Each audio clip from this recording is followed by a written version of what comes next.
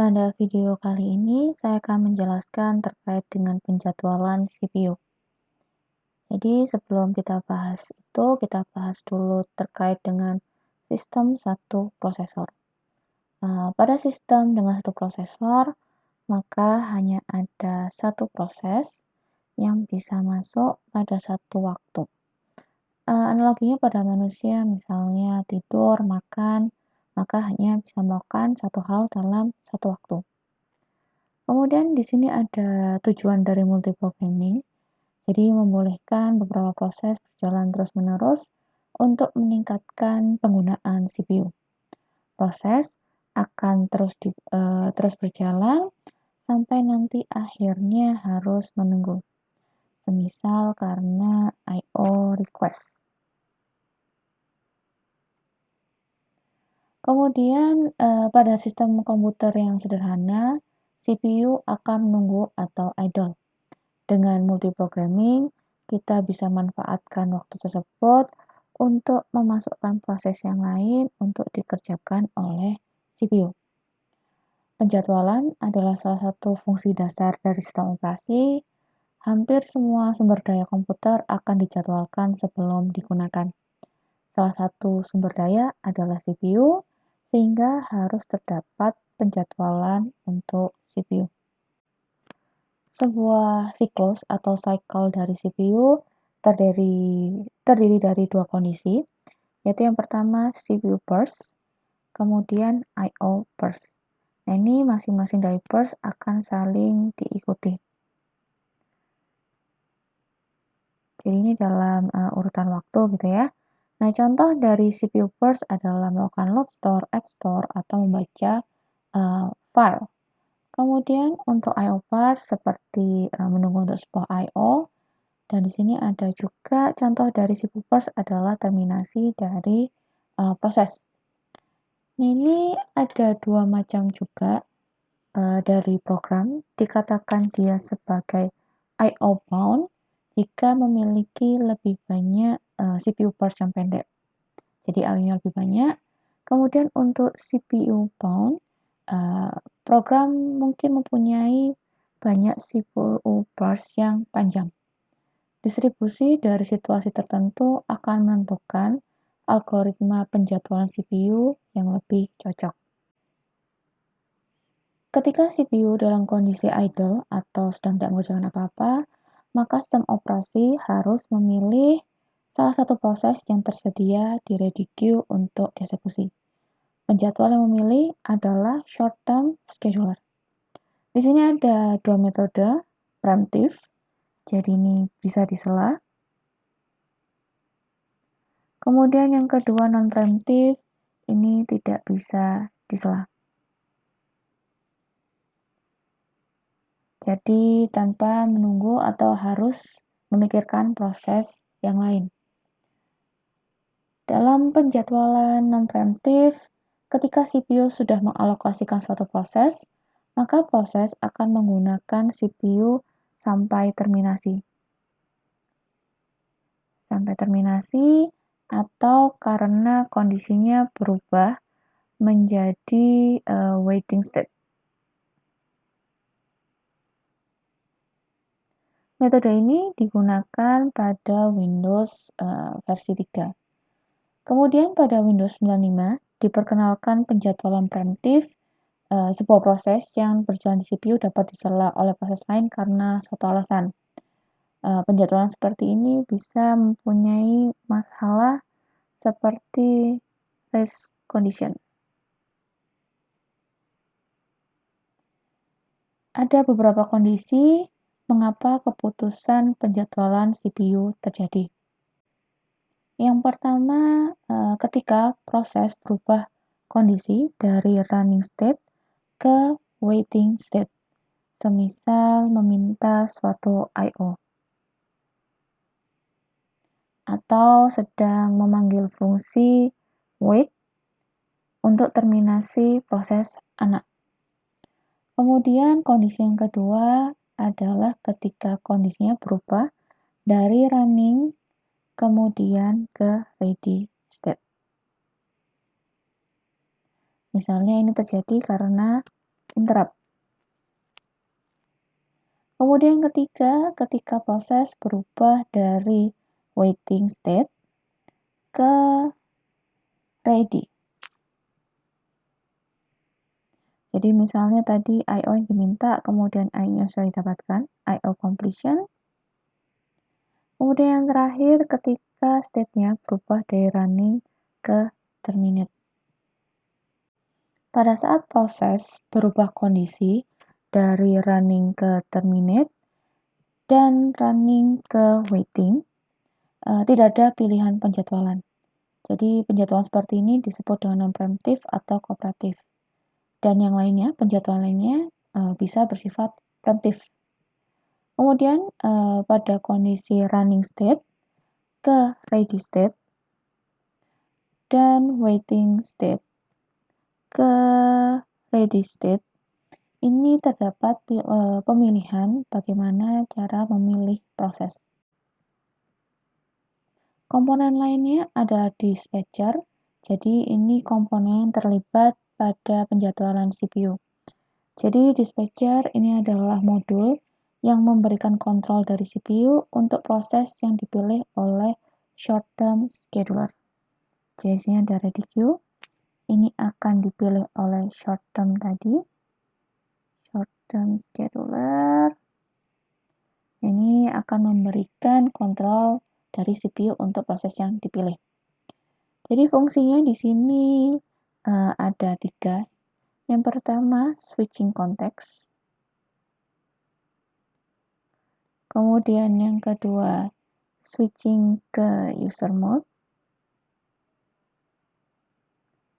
Dan yang terakhir, lompat ke lokasi yang tepat di dalam program pengguna untuk restart. Untuk restart program tersebut.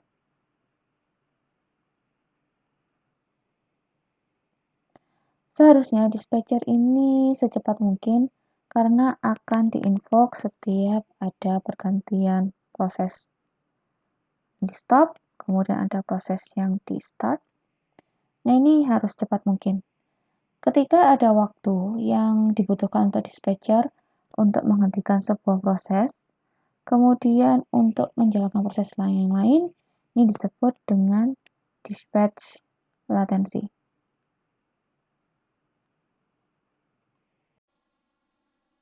Terdapat beberapa kriteria di dalam penjadwalan.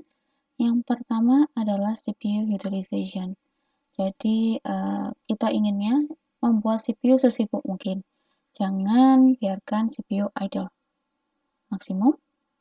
Kemudian throughput, jumlah proses yang selesai dieksekusi per satuan waktu. Ini kita juga inginnya maksimum. Kemudian turnaround time, jadi jumlah waktu untuk mengeksekusi sebuah proses. Ini dimulai dari proses masuk antrian sampai nanti dia selesai. Kita inginnya minimum. Kemudian waiting time. Waiting time ini jumlah waktu dari sebuah proses harus menunggu di dalam ready queue. Jadi bisa pada saat proses masuk di antrian sampai proses eksekusi. Kemudian semisal nanti keluar, kemudian harus di ready queue lagi, itu akan kita jumlahkan. Untuk waiting time kita juga inginnya minimum. Kemudian respon time, jumlah waktu yang dibutuhkan dari pertama request masuk ke antrian sampai respon pertama. Jadi di sini respon time. Kita inginnya juga minimum. Pada dasarnya penjadwal adalah kegiatan untuk memilih sebuah proses dalam ready queue untuk dieksekusi oleh CPU. Jadi di sini ada beberapa algoritma penjadwalan. Yang pertama FCFS, first come first serve. Kemudian shortest job first, SJF. Kemudian berdasarkan prioritasnya, kemudian round robin atau sering disingkat juga RR. Kemudian terakhir nanti multi level queue. Di sini kita asumsikan hanya ada satu prosesor dan terdapat beberapa proses di dalam ready queue. Kita bahas yang pertama, first come, first serve atau FCFS. Nah, sini diasumsikan semua proses masuk pada saat T0, tapi mereka punya urutan, kita kerjakan P1, P2, dan P3. Nah, di sini ada first time, satuannya bisa milliseconds.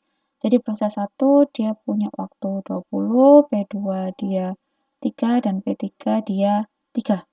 Kemudian kita kerjakan seurutan ini, P1, P2, P3. Jadi di sini P1 20 milisecond, jadi P1 sampai nanti dia selesai. P1. Jadi P1 mulai dikerjakan sampai sini dan selesai di sini. Di 20.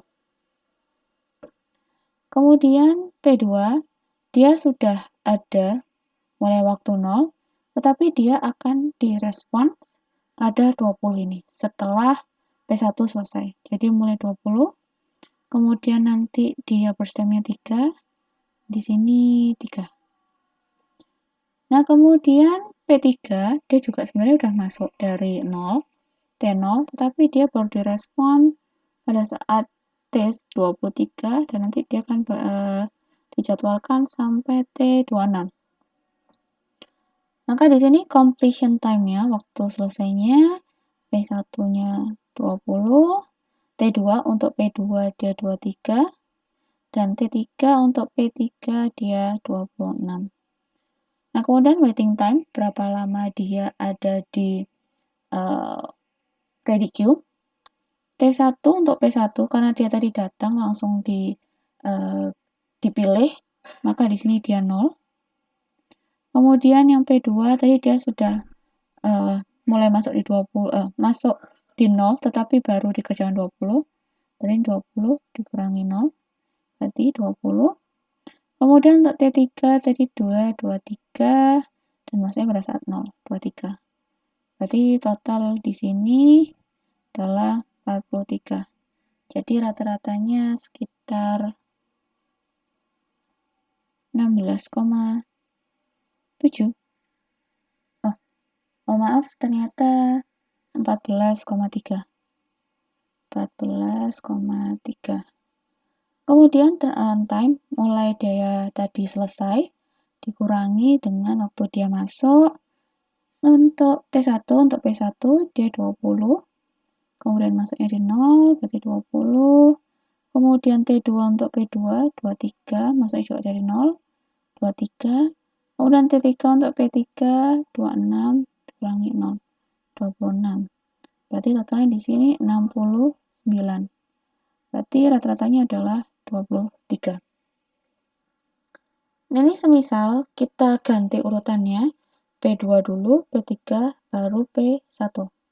Jadi P2 dulu, dia mulai dari 0 sampai 3, P2, P2, kemudian dilanjutkan P3, dia juga burst time-nya 3,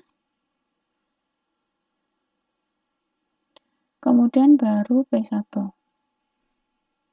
P1 dia 20, berarti sampai 26. Ini P1. Kita lihat waiting time-nya. Untuk T1, dia tadi masuk 1, tapi baru dipilih waktu 6, berarti di sini 6 dikurangi 0, 6. Kemudian untuk proses 2, tadi dia masuk 0 dan dijadwalkan 0, berarti di sini 0. Kemudian yang 3, dia mulai dipilih pada saat 3, dan dia masuk pada 0, berarti di sini 3. Totalnya 9, maka rata-ratanya 3. Untuk completion time-nya P1, T1 26, kemudian P2 3, T3 3. Dan turn around time-nya mulai dari masuk sampai selesai ini 26.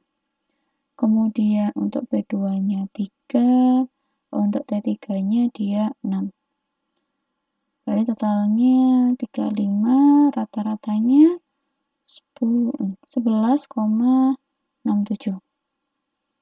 Nah, kalau teman-teman perhatikan, tadi untuk Jika urutannya mulai dari P1 dulu, P1, P2, P3, maka di sini rata-rata waiting time-nya adalah 14,3. Ini sangat jauh jika kita bandingkan dengan kalau misalnya P1 di belakang. Di sini hanya 3. Nah, kalau teman-teman perhatikan, di sini ada yang disebut dengan convoy effect, di mana terdapat banyak proses pendek di belakang proses yang panjang. Ini akan mengakibatkan waiting time-nya lebih tinggi. Inilah yang menjadi intuisi dari shortest job first atau SJF, di mana proses dengan CPU burst kecil akan didahulukan.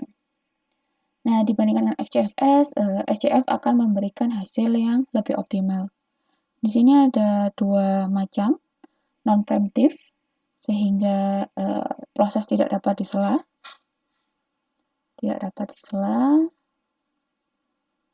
dan preemptive, ini bisa terjadi penyelaan. Jadi nanti dicek apakah ada yang boleh dipilih. Kita bahas yang pertama, yang non-preemptive shortest job first. Di sini diasumsikan waktu masuknya berbeda.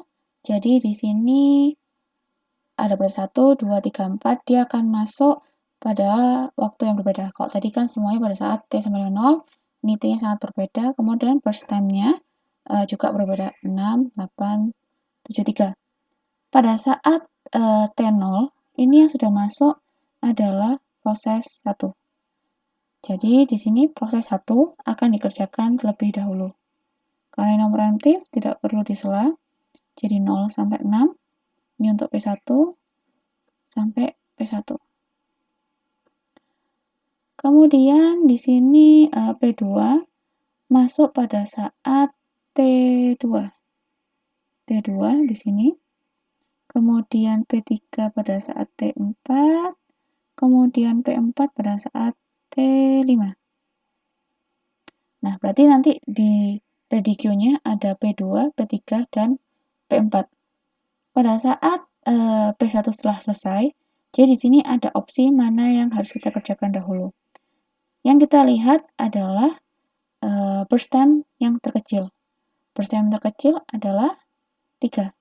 Sehingga P4 akan kita kerjakan terlebih dahulu. P4, dia burst time-nya 3. P4. 1, 2, 3. Berarti sampai 9. Nah, kemudian pada saat T sama dengan 9 sudah selesai, kemudian kita pilih lagi yang burst time-nya terkecil, 7. 7 ini milik P3. Jadi mulai 9 sampai 16. Ini untuk P3.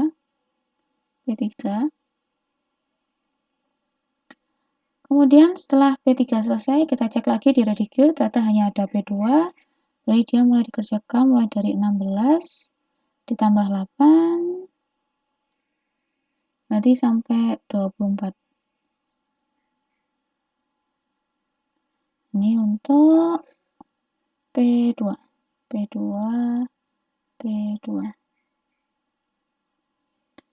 Nah, kemudian waiting time-nya berarti seberapa lama mereka di waiting queue.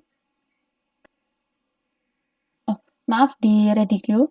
Jadi tadi di P2, dia akan menunggu dari waktu masuknya tadi dia 2 sampai dia 16. Berarti di sini 16 dikurangi 2, 14. Kemudian tadi T1 dia masuknya di 0, langsung dikerjakan 0.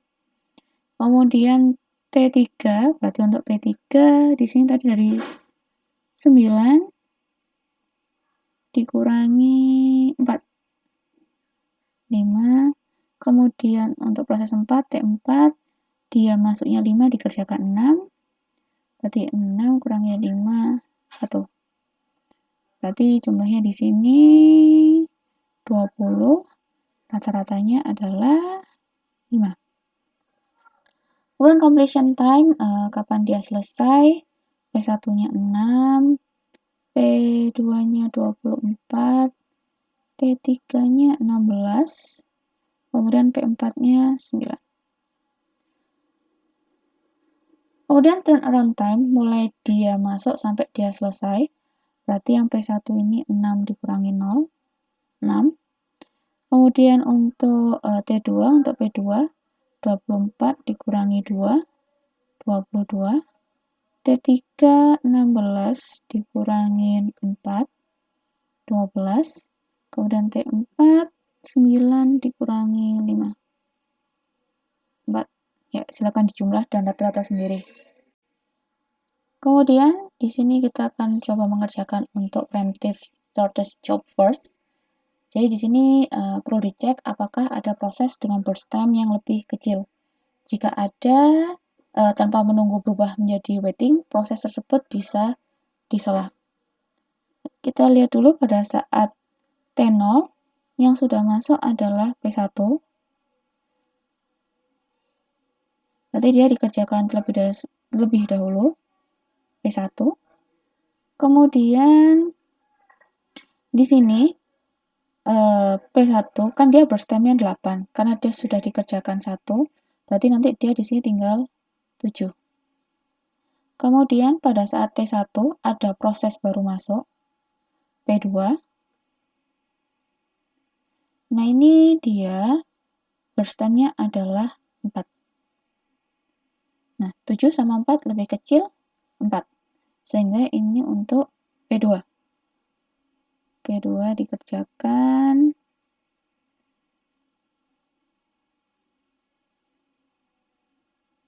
Kemudian pada saat T2 kita cek ada yang masuk P3. Dia jumlahnya burst time-nya 9. Di sini P2 tinggal 3, di sini 7, P1-nya tidak berubah. Yang paling kecil tetap P2. Ini tidak berubah, 7 burst time sisanya, kemudian sisa 2, kemudian 9 tidak berubah juga 9. Kemudian pada saat T3 proses 4 masuk. Proses 4 masuk dia burst time-nya 5. Nah, ini burst time paling kecil masih P2, jadi P2 dikerjakan dulu. Ini sisa 1, 7, 1, 9, 5. Paling kecil tetap P2 dikerjakan. Di sini 7, 0, 9, 5. Nah, karena P2 sudah selesai, kita bisa memilih dari proses yang lain dengan burst time terkecil. Di sini adalah P4. P4 ini tidak berubah, 0, 9, 4. Tidak ada yang paling kecil lagi, berarti ini bisa kita kerjakan langsung. 1, 2, 3, 4. 7, 0, 9, 0. Kemudian sudah habis, kita bisa pilih lagi dengan burst time terkecil. Nah, ini berarti kita kerjakan P1. Ini sisanya 6, 5, 4, 3, 2, 1, 0. Berarti P1 dikerjakan sampai sini. Nah, kemudian baru di sini dikerjakan 9, 8, 7, 6, 5, 4, 3, 2, 1, 0. Sampai 26. Ini untuk P3.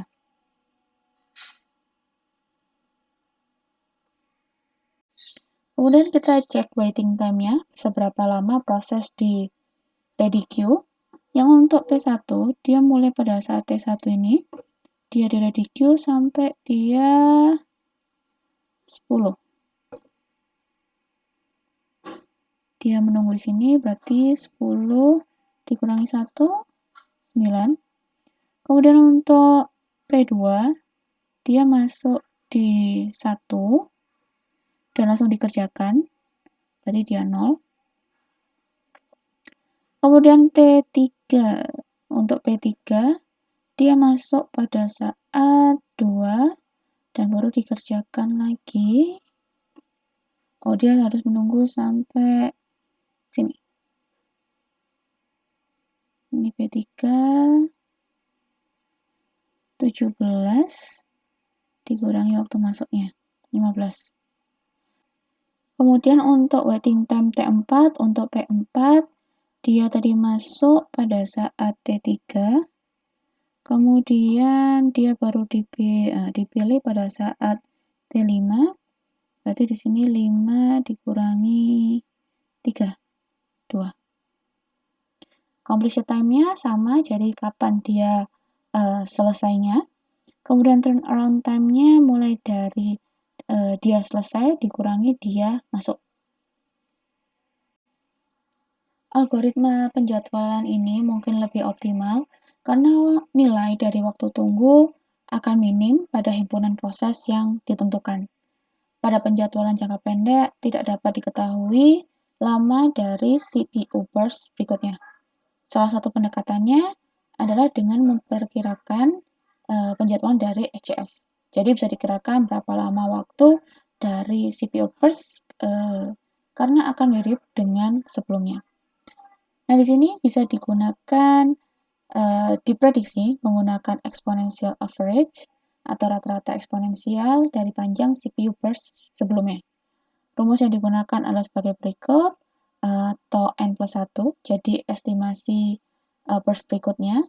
Kemudian di sini alpha, derajat kepercayaan, jadi bisa antara 1 sampai 0. Jadi kalau teman-teman ingin menggunakan informasi terbaru saja, gunakan alpha sama dengan 1. Tetapi kalau misalnya menggunakan estimasi lama, bisa 0. Nilai alfanya ada 0. Kemudian Tn adalah nilai burst sekarang, kemudian ditambah 1 minus alpha, derajat kepercayaan, kemudian dikalikan dengan tau n, estimasi waktu burst sekarang. Pada penjadwalan dengan prioritas atau priority scheduling, maka suatu proses yang diprioritaskan akan didahulukan. SCF sendiri juga bisa disebut dengan prioritas scheduling untuk kasus khusus. Yang diprioritaskan adalah jumlah burst time yang terkecil. Sebuah prioritas akan terasosiasi dengan satu proses, dan CPU akan dialokasikan pada proses dengan prioritas yang tinggi. Prioritas biasanya memiliki jagoan tertentu, misalnya 0 sampai 7 atau 0 sampai 4095. Kemudian tidak ada kesepakatan apakah prioritas tinggi akan mempunyai angka tinggi juga. Di dalam penjadwalan ini akan terdapat juga dua opsi, preemptif dan non-preemptif. Di contoh ini asumsinya adalah prioritas tinggi akan memiliki angka rendah. Semisal terdapat beberapa proses yang masuknya bersamaan pada saat T sama dengan 0.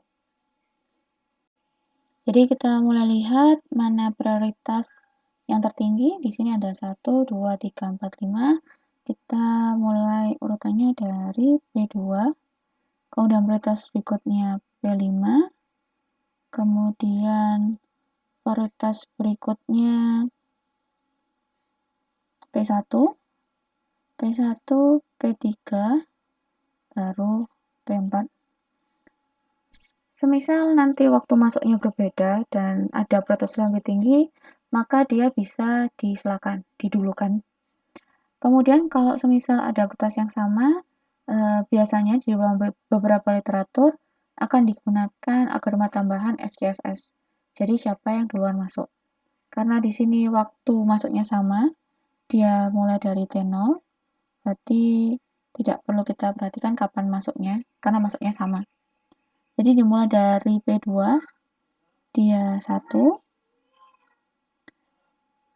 P2, kemudian setelah P2, P5, P5 burst time-nya 5, 1, 2, 3, 4, 5. P5 mulai dari 1 sampai 6. Kemudian setelah P5, P1 burst time-nya 10 sampai 16, P1, P1. Setelah P1, P3 dia 2, P3, kemudian terakhir P4. P4 burst time-nya 1.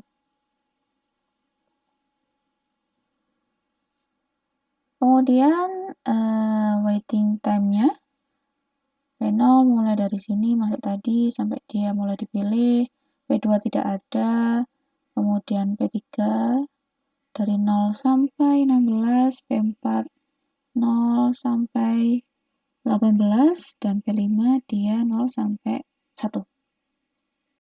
Pada penjadwalan ini atau dalam prioritas terdapat masalah yang disebut dengan starvation. Yaitu bisa saja proses dengan prioritas rendah akan tidak pernah dieksekusi. Maka solusinya adalah aging. Jadi semakin lama prioritas dari proses akan ditingkatkan sehingga bisa dilakukan eksekusi. Algoritma berikutnya adalah round robin, biasa disebut dengan RR.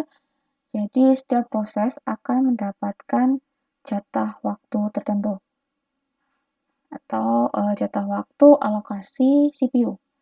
Jadi ini quantum queue yang biasanya bernilai 10 sampai 100 milisecond. Jika suatu proses dieksekusi selama quantum waktu queue dan proses belum selesai, akan dipindahkan ke ready queue. Jadi dibutuhkan timer untuk interrupt setiap waktu quantum agar proses bisa dijadwalkan. Kalau kita bandingkan performansinya akan sama FIFO atau FCFS jika nilai Q-nya terlalu besar. Tetapi jika Q terlalu kecil, maka overhead-nya akan terlalu tinggi karena kan perlu pergantian proses ini. Jadi semisal di sini Q-nya sama dengan 4, kemudian di sini ada proses 1, 2, 3, asumsikan waktu masuknya semuanya sama dengan 0, maka gencornya akan seperti ini. Kita mulai dari P1, P2, P3. P1 mulai dari 0 sampai 4, dia harus keluar. Kemudian digantikan dengan P2. Dia mendapat jatah 4, tetapi karena dia burst time-nya hanya 3, berarti hanya digunakan 3 saja. Kemudian sama P3, dia burst time-nya hanya 3, sedangkan jatahnya 4, dia hanya butuh sekali alokasi saja. 10. Kemudian di sini P1 10 sampai 14, kemudian P1 lagi sampai 18, P1 lagi sampai 22, P1 lagi sampai 26, dan P1 lagi sampai 30, dan akhirnya selesai. Karena di sini tidak ada proses yang sedang menunggu lagi. Berikutnya adalah penjadwalan antrian multilevel atau multilevel queue scheduling. Jadi pada proses penjadwalan ini, proses akan dikelompokkan berdasarkan tipenya.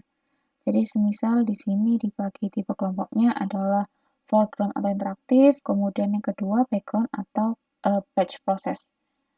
Jadi kedua kelompok ini akan mempunyai kebutuhan respon time yang berbeda, sehingga bisa saja mempunyai kebutuhan penjadwalan juga yang berbeda. Kemudian di sini juga ada algoritma multi-level queue scheduling yang membagi antrian ready queue menjadi beberapa antrian. Jadi mulai dari prioritas yang tinggi, di sini ada ready queue dari proses sistem, kemudian di sini ada lagi proses interaktif, kemudian turun lagi ada batch proses, dan terakhir di sini ada student proses. Jadi di sini ada beberapa antrian dengan prioritas dari paling tinggi sampai prioritas yang rendah. Setiap proses akan dimasukkan ke dalam satu antrian berdasarkan sifat dari proses tersebut, seperti ukuran memori, kemudian kemudian juga tipe proses. Setiap queue ini akan memiliki algoritma penjadwalannya sendiri. Kemudian juga terdapat algoritma untuk menjadwalkan antar antrian ini. Biasanya diimplementasikan dengan fixed priority preemptive scheduling.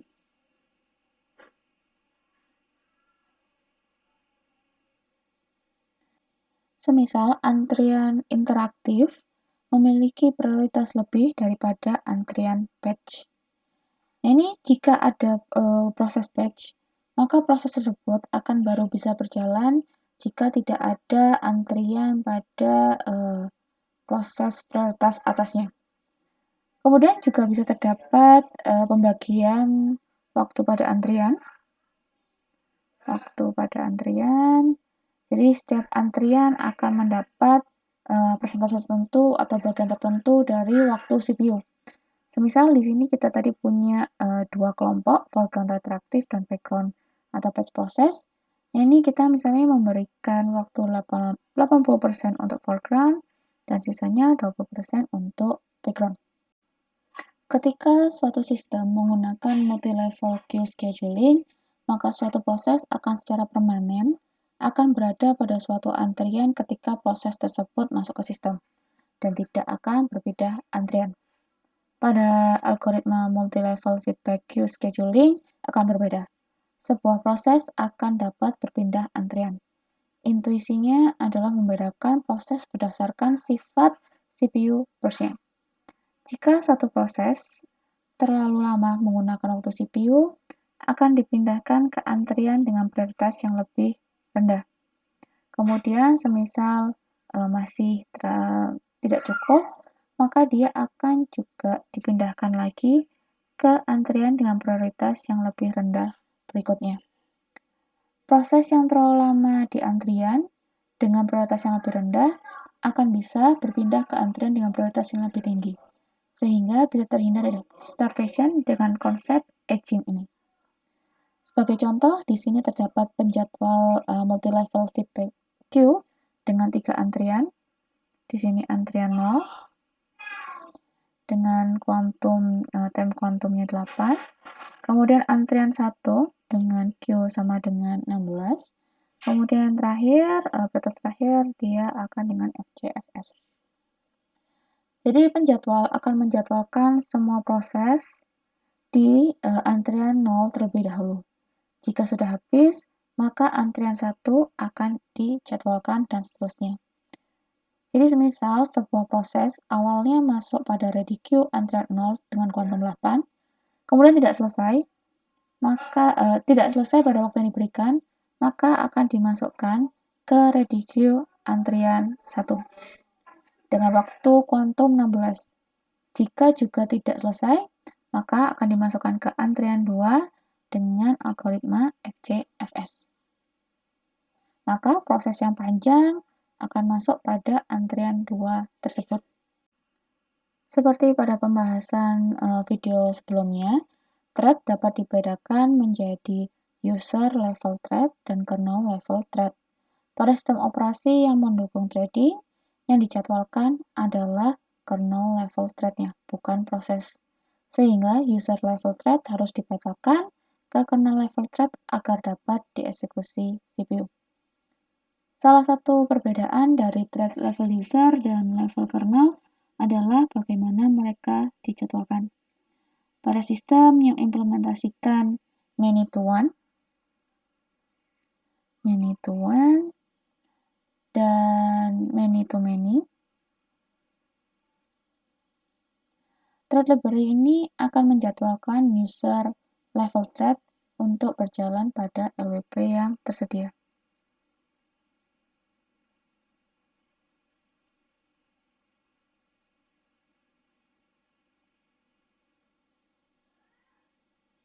Skema ini disebut dengan Process Contention Scope atau PCS. Karena kompetisi untuk CPU akan berada di antar thread dalam suatu proses yang sama. Perlu diperhatikan bahwa thread level user tidak berjalan di CPU, karena dibutuhkan thread level kernel yang berjalan di CPU secara fisik. Kompetisi thread level, kernel mana yang akan dijadwalkan di CPU akan disebut dengan System Contention Scope.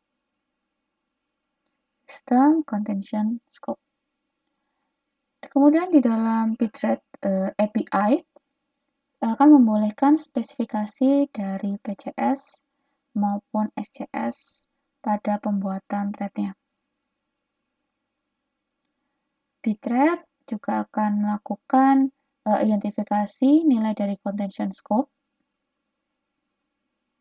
dengan menggunakan pthread scope proses. Jadi ini untuk yang menjadwalkan thread menggunakan penjadwalan PCS. Kemudian pthread scope system ini untuk penjadwalan SCS. Ini PCS. Sistem operasi bisa saja membolehkan contention scope tertentu, semisal Linux membolehkan pthread scope system. Mungkin di sini teman-teman menjadi bertanya, bagaimana sistem melakukan penjadwalan CPU jika terdapat beberapa prosesor? Jika terdapat beberapa CPU, maka kita bisa melakukan pembagian beban atau load sharing. Tetapi penjadwalan akan lebih kompleks. Pada pembahasan ini, asumsinya adalah prosesor yang digunakan adalah identik dan mempunyai kesamaan fungsional. Ada dua pendekatan, symmetric multiprocessing dan symmetric multiprocessing. SMP, MP. Dalam pendekatan pertama, asymmetric multiprocessing, hanya akan ada satu prosesor yang merupakan master, yang mempunyai akses ke struktur data. Sedangkan yang lainnya akan hanya mengeksekusi kode pengguna. Sehingga penjadwalan akan diambil oleh prosesor master. Pendekatan yang kedua, symmetric multiprocessing, maka setiap prosesor akan menjadwalkan prosesnya sendiri. Nah, proses ini bisa dalam antrian yang sama atau common, bisa jadi tiap prosesor akan mempunyai antrian khusus untuk ready queue-nya. Harus ada mekanisme untuk memastikan bahwa prosesor yang berbeda untuk tidak memilih menjadwalkan proses yang sama. Dan memastikan proses tidak hilang dari antrian. Serta perlu kehati-hatian dalam mendesain program penjadwal agar tidak terjadi masalah ketika banyak prosesor mencoba mengakses dan mengupdate struktur data yang sama. Pada symmetric multiprocessing atau SMP, beban kerja tiap prosesor harus diperlukan penyiimbangan beban atau load balancing. Tujuannya adalah tidak ada prosesor yang tidak mengerjakan apa-apa dan prosesor lainnya sedang bekerja.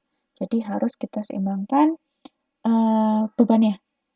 Jadi di sini kita bisa memaksimalkan keuntungan penggunaan ketika ada private queue. Ada dua pendekatan, push migration, kemudian pull migration. Jadi di dalam push migration ini, misal di sini kita punya dua CPU, kemudian punya antrian, di sini juga ada CPU, dia punya antrian juga, kemudian ini antriannya banyak, kemudian di sini antriannya sedikit, dan CPU dalam kondisi idle. Pada push migration akan ada task yang mengecek secara periodik load tiap prosesor.